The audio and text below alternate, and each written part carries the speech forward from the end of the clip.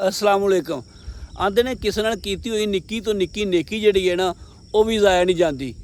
इत्थों तक किसी नाल निक्के तो निक्का बोलिया है मिठा बोल, किसी नाल प्यार नाल बोलिया है बोल, वो भी तुहाडा जाया नहीं जाता। ਉਹ ਮੈਂ ਤੁਹਾਨੂੰ ਗੱਲ ਸੁਣਾਉਣਾ। ਬੰਦਾ ਸੀ ਇੱਕ, ਉਹ ਗੋਸ਼ਤ ਵਾਲੇ ਨਾ ਕਾਰਖਾਨੇ 'ਚ ਕੰਮ ਕਰਦਾ ਸੀ ਤੇ ਕਾਫੀ ਪੁਰਾਣਾ ਵਰਕਰ ਸੀ ਤੇ ਉਹ ਛੁੱਟੀ ਦਾ ਟਾਈਮ ਹੋ ਗਿਆ ਤੇ ਛੁੱਟੀ ਦੇ ਟਾਈਮ ਨਾਲ ਉਹ ਸਾਰਿਆਂ ਨੇ ਇੱਕ ਰਾਉਂਡ ਲਾਉਂਦਾ ਹੁੰਦਾ ਸੀ, ਵੇਂਦਾ ਹੁੰਦਾ ਸੀ ਕਿ ਕੁਛ ਕੰਮ ਰਹਿ ਤਾਂ ਨਹੀਂ ਗਿਆ, ਕੁਛ ਹੈ ਰਹਿ ਤਾਂ ਨਹੀਂ ਗਈ। ਅੱਛਾ, ਇੱਕ ਦਿਨ ਉਹ ਰਾਉਂਡ ਲਾਵੇ ਵੇ ਛੁੱਟੀ ਦੇ ਟਾਈਮ ਤੇ ਉਹ ਜਿਹੜਾ ਕਮਰਾ ਬਣਿਆ ਹੁੰਦਾ ਨਾ ਜਿੱਥੇ ਗੋਸ਼ਤ ਰੱਖਦੇ ਨੇ, ਜਮਾਉਂਦੇ ਨੇ, ਫਰੀਜ਼ ਵਾਲਾ ਕਮਰਾ, ਫਰੀਜ਼ਰ ਜਿੱਥੇ ਫਰੀਜ਼ ਕਰਦੇ ਨੇ ਗੋਸ਼ਤ, ਉੱਥੇ ਗਿਆ। ਅੱਛਾ, ਉਹਦੇ 'ਚ ਚੱਕਰ ਲਾਉਣ ਲੱਗਾ ਤੇ ਪਿੱਛੋਂ ਦਰਵਾਜ਼ਾ ਬੰਦ ਹੋ ਗਿਆ। दरवाज़ा बंद हो गया, किसी लाक करता, उन्हें बड़ा जोर जोर लाया लेकिन दरवाज़ा ना खुला। उन्हें देर सारे वर्कर जोड़े ने छुट्टी करके घर में चले गए सन। उन्हें बथेरिया आवाज़ा आवूज़ा दित्तियां पर कोई ना, किसी ने कोई आवाज़ नहीं सुनी। खैर जी, वो थक हार के जोड़ा ना उत्थे बह गया तो उन्हें लाया साहब भी हुण मेरे को घंटा दो ही ने, मैं इत्थे जम जाना तो मैं जोड़ा ना मर जागा तो हुण तां बचना औखा ही है। खैर जी, वो अल्लाह तौबा करन लग पिया, माफ़िया मंगन लग पिया, ਜਿਹੜੇ ਆਪਦੇ ਗੁਨਾਹਾਂ ਦੀਆਂ 100 ਵਾਧਾ ਘਾਟਾ ਜਿਹੜਾ ਜੋ ਵੀ ਹੈ ਨਾ ਉਹ ਮਾਫੀਆ ਮੰਗਣ ਲੱਗ ਪਏ ਵੀ ਹੁਣ ਮੇਰੇ ਕੋਲ ਟਾਈਮ ਤਾਂ ਥੋੜ੍ਹਾ ਤੇ ਆਖੇ ਯਾ ਅੱਲਾਹ ਤਾਲਾ ਜਾਂ ਬਾਰੀ ਤਾਲਾ ਮੈਨੂੰ ਜਿਹੜਾ ਤੂੰ ਮਾफ़ ਕਰ ਦੇ।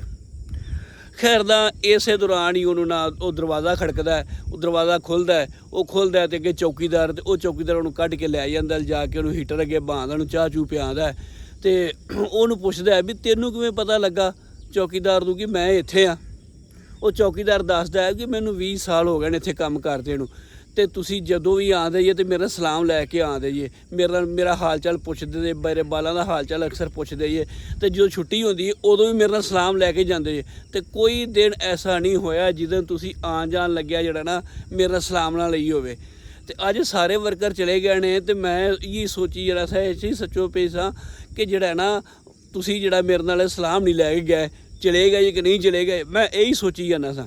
ਫਿਰ ਮੇਰੇ ਐਵੇਂ ਜੀ ਨੂੰ ਕੁਛ ਹੋਈ ਜਾਂਦਾ ਸੀ ਤੇ ਮੈਂ ਕਿ ਅੰਦਰ ਵੇਖ ਚੱਕਰ ਹੀ ਲਾ ਕੇ ਆਵਾਂ ਕਿ 100 ਵਾਧਾ ਘਾਟਾ ਹੋ ਸਕਦਾ ਤੇ ਮੈਂ ਇਸੇ ਹਿਸਾਬ ਨਾਲ ਰਾਉਂਡ ਲਾਉਣਾ ਪਿਆ ਸਾਂ ਤੇ ਇਸ ਤਰ੍ਹਾਂ ਆ ਕੇ ਵੇਖਿਆ ਤੇ ਅੱਗੇ ਤੁਸੀਂ ਬੈਠੇ ਤੇ ਇਸ ਵਜ੍ਹਾ ਤੋਂ ਜਿਹੜਾ ਨਾ ਮੈਨੂੰ ਕਿਹੜੀ ਖਬਰ ਹੋਣੀ ਸੀ।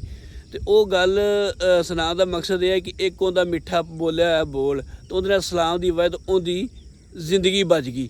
ਤੇ ਇੱਥੇ ਤਾਂ ਹੁਣ ਲੋਕ ਇਸ ਤਰ੍ਹਾਂ ਨੇ ਕਿ ਜੇ ਕੋਈ ਮਾੜਾ ਜਾਂ ਕਿਸੇ ਕੋਲ ਆ ਜਾਏ, ਜੇ ਕੋਈ ਸਾਈਕਲ ਵਾਲਾ ਤਾਂ ਉਹ ਪੈਦਲ, ਜੇ ਕੋਈ ਮੋਟਰਸਾਈਕਲ ਵਾਲਾ ਤਾਂ ਉਹ ਪੈਦਲ ਜਿਹੜਾ ਚੱਲਣ ਵਾਲਾ ਉਹਨੂੰ ਜਿਹੜਾ ਨਾ ਅਖੋਗਾ ਕੱਢਦਾ ਤੇ ਜੇ ਰੱਬ ਕਿਸੇ ਨੂੰ ਗੱਡੀ ਦੇ ਦਿੰਦਾ ਤੇ ਉਹ ਮੋਟਰਸਾਈਕਲ ਵਾਲੇ ਨੂੰ ਅੱਖਾਂ ਕੱਢਦਾ, ਉਹਨੂੰ ਬੁਲਾਉਣਾ ਸਲਾਮ ਤਾਂ ਦੂਰ ਦੀ ਗੱਲ, ਉਹਨੂੰ ਬੁਲਾਉਣਾ ਨਹੀਂ ਕਰਦਾ, ਮੂੰਹ ਪਰਾਂ ਨੂੰ ਕਰ ਲੈਂਦੇ ਨੇ। ਤੇ ਜੇ ਕੋਈ ਕਿਸੇ ਉਹਦੇ 'ਤੇ ਚਲਾ ਜਾਏ ਤੇ ਉਹ ਤਾਂ ਉਂਝ ਹੀ ਮਾੜੇ ਬੰਦੇ ਨੂੰ ਕੀੜੀਆਂ ਮਕੌੜੀਆਂ ਸਮਝਦੇ ਨੇ। ਤੇ ਉਹ ਇਹ ਆ ਕਿ ਬੰਦਾ ਕਿਸੇ ਨਾਲ ਪਿਆਰ ਨਾਲ ਬੋਲਿਆ ਬੋਲ ਜਿਹੜਾ ਨਾ ਉਹ ਕਿਤੇ ਨਾ ਕਿਤੇ ਉਹਦੇ ਕੰਮ ਜ਼ਰੂਰ ਆਉਂਦਾ।